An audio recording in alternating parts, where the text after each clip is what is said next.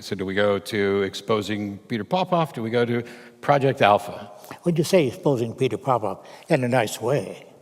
Well, I mean, there's exposing and there's exposing, you know. I'm sorry. I plead innocence. Yes, you were. Well, let's do Popoff. do Popoff. Okay, Peter Popoff. How many of us here know Peter Popoff, who he is? Oh, my God, look at this. I mean, not my God, no. Oh, my goodness. Look at that. Well, Peter Popoff and I have never been very friendly, let's put it that way, to say the least. Because on the Johnny Carson show, I did 33, I think, altogether, Johnny Carson shows in my time. And Johnny and I got along very well. Every time I walked into the office, they said, oh, we're going to be okay tonight. Because I could hold an audience, and I think I still can. See? Look at this. And I exposed Johnny Carson.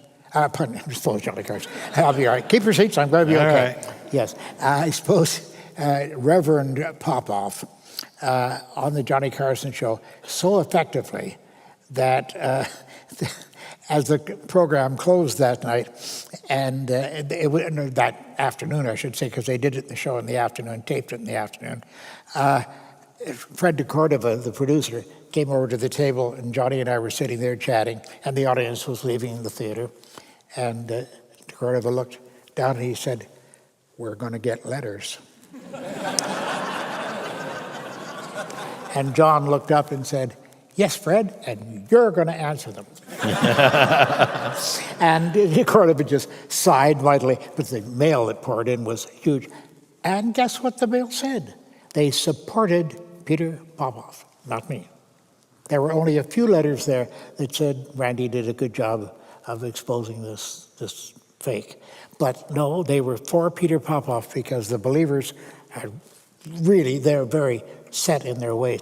And it's very hard to talk them out of it. It's something we found out over and over again when the James Randi Educational Foundation has gone on to test claims of the paranormal. Oh, yes. As we point out, the goal is not to debunk, but on some occasions you do actually demonstrate fraudulent behavior or something like that, and people will still double down. These are cherished beliefs. I think one of my favorite things, which may not be accurate, so for those who don't know, Peter Popoff was a televangelist who would get messages from God.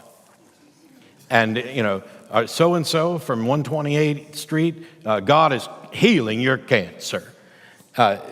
Turns out God sounds a lot like his wife. Yes, because she was backstage in a concealed room, and she had already been through the audience, and the audience always got there 2 hours before to make sure they didn't miss a precious word of listen to me, Reverend Popoff. And Reverend, Dr., Emperor, whatever. It doesn't make any very true. And but they didn't want to miss anything, so they got there very, very early. And Mrs. Popoff would go down the aisle and she'd say, good evening, I'm Mrs. Popoff. Are you here to see Reverend Popoff and to be healed? And they would say, yes, well, I have a very bad thing in my lower back, in your lower back. Oh, I know how painful that can be. Well, you'll talk to Reverend Popoff later on. And the assistant who was with her would make a note, seat so-and-so, and making notes. And that would all be taken backstage, and she would sit at a microphone, and this is what we would hear. I have the recording of it. Hello, Petey, can you hear me? And this is what he's hearing through his earpiece, you see, in the audience, walking around. He doesn't respond to her because she's speaking to him over the earpiece. And it continues on, this is your wife. If you can't hear me, you're in deep shit. And other things that I wouldn't repeat in front of this audience. She was awful in some of the things that she said. And she had a woman friend with her all the time, and they would laugh at some of the terrible injuries, things that people had. I won't specify them, it would really disgust you, but really open wounds and things like that of people in the audience who are there to be healed. And they're not going to be healed by any means. But they would be laughing, look at that man, he's only got 3 fingers, kind of thing, you know. And they thought that was very humorous because it was making them money. And the money poured in and poured in. I remember watching out of the back window when he came to Fort Lauderdale, where I live now. And they were throwing suitcases full of money into the back of the limousine.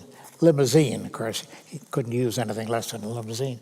But big suitcases. And when we went out to inspect it, the lot at the back, we found that crumpled up and torn letters of the people who were pleading for prayers and whatnot, with the addresses torn out, you see, and the first name. That's all. That's what they kept, but they didn't keep the whole letter.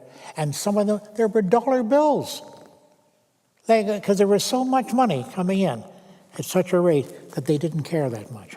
Leave the singles behind. And Popoff's still on the air, by the way. He is. He's kind of back, and he's on very minor stations, but he's back. I often wonder, in cases like this where somebody has been so clearly exposed, why there isn't more action on behalf of governments with bunco-type things to go after. You can't get... Now, we used to have Claude Pepper was a senator in the United States, and he was after these people, and he did get some of them sent to prison, of all things. But as soon as he died, all the rest of the congressmen and whatnot, they all decided, I don't want to touch that. I don't want to touch that. They've got other things to talk about. But that is something that they should be dealing with. It hurts a lot of people and causes many of them to die.